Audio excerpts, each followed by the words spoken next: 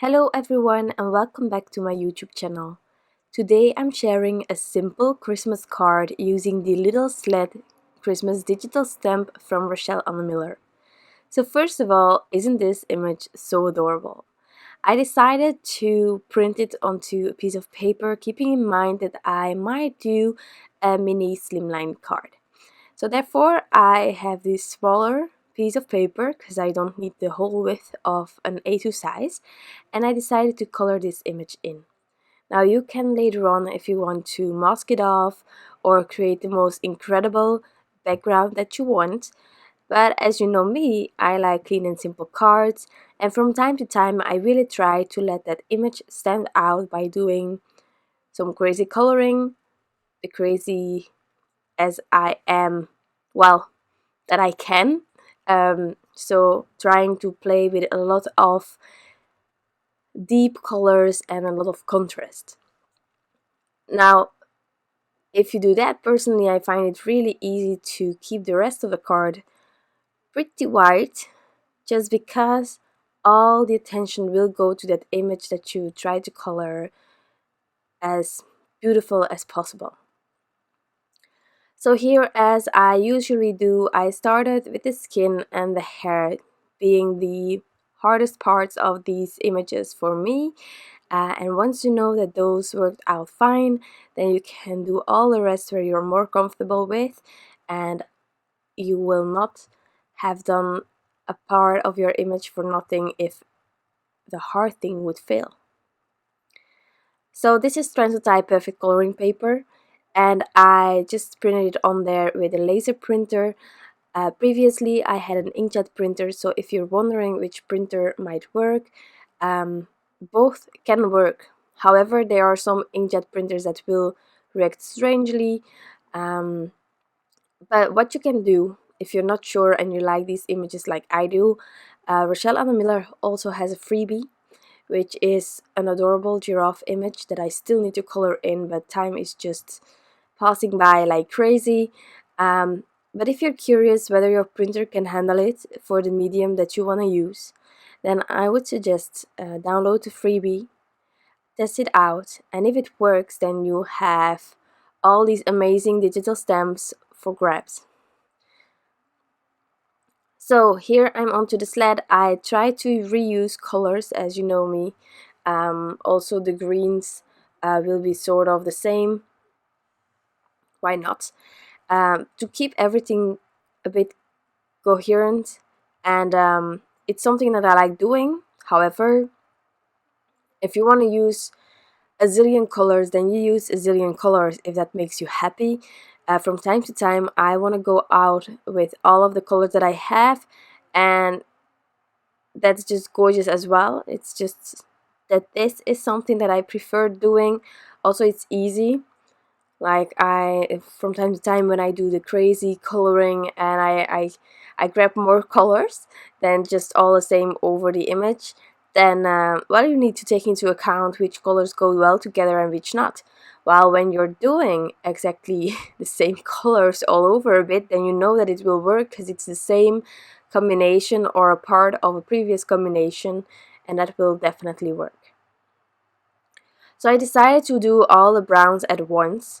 Also, like always, in the description box there is a link towards my blog post where you will find all the Copic combos listed together for each of the parts. So I have listed the skin, the hair, yellow, green, red and snow. So I think that can help, and of course the hair, it's with the same combination as the sled and the shoes.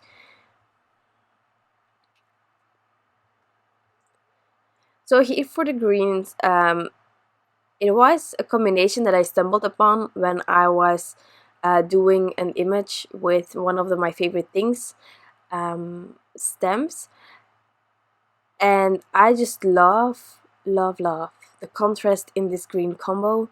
The colors I used are yellow, green, 99, 67, 17, 23 and 21, which are quite a lot of markers, I must admit.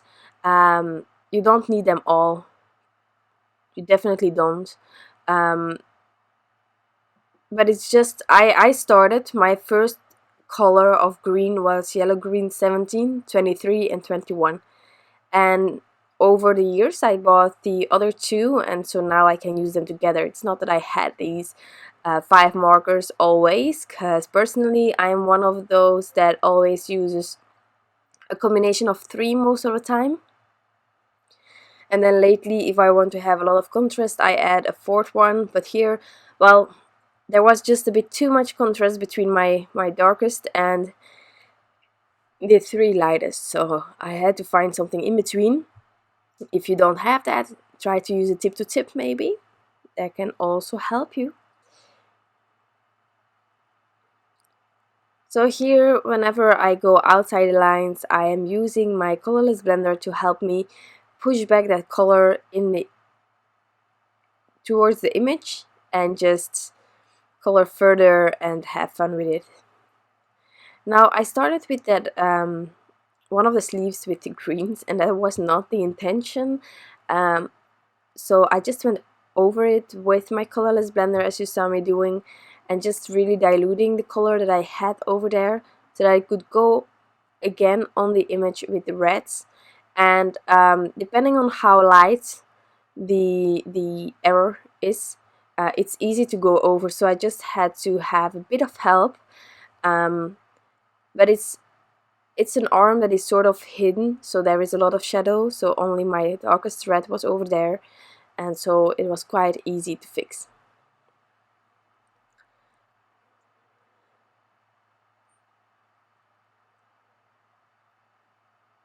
So here I'm just making sure that I'm going from darkest to lightest, and whenever you have added your darkest, you always know that the next color will go right beside it, and that's how you will blend out towards your lightest. And since this is Transotype perfect coloring paper, I am adding 2 layers every time, just because I find that that gives me the blend that I want at least. And sometimes I need more than 2 layers, and then I just keep adding. However, I must admit, when you have some really tiny areas, then from time to time 1 layer is enough. But you never know, and it's always handy to have a paper that allows you to add more and more layers depending on how many layers you need. So therefore this paper is really handy.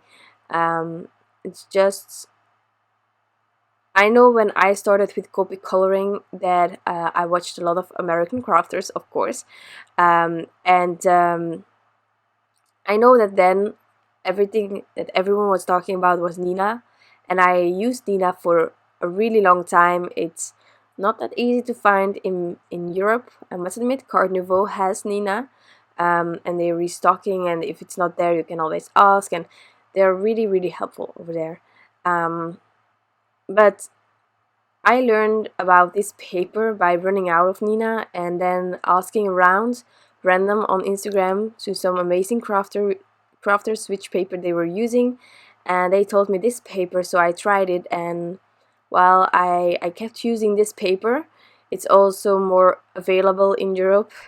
I think that it's personally, and it might be incorrect, but I always think that since a lot of the incredible brands are from America and overseas, well, I always have this idea that all the craft supplies are really easy to get your hands on overseas, and I don't know if it's correct. So if I'm always referring to the Europeans, it's just because I know the struggles over here, and well, I hope that anywhere else in the world you have less struggles to get your stuff. But yeah, it's something that happens, and I love the fact that we can get everything from everywhere, and that there is like this global market. But then the extra cost, it's a shame for us crafters, because this is what makes us happy, and we should be able to get our stamps without all the customs, without all the extra costs.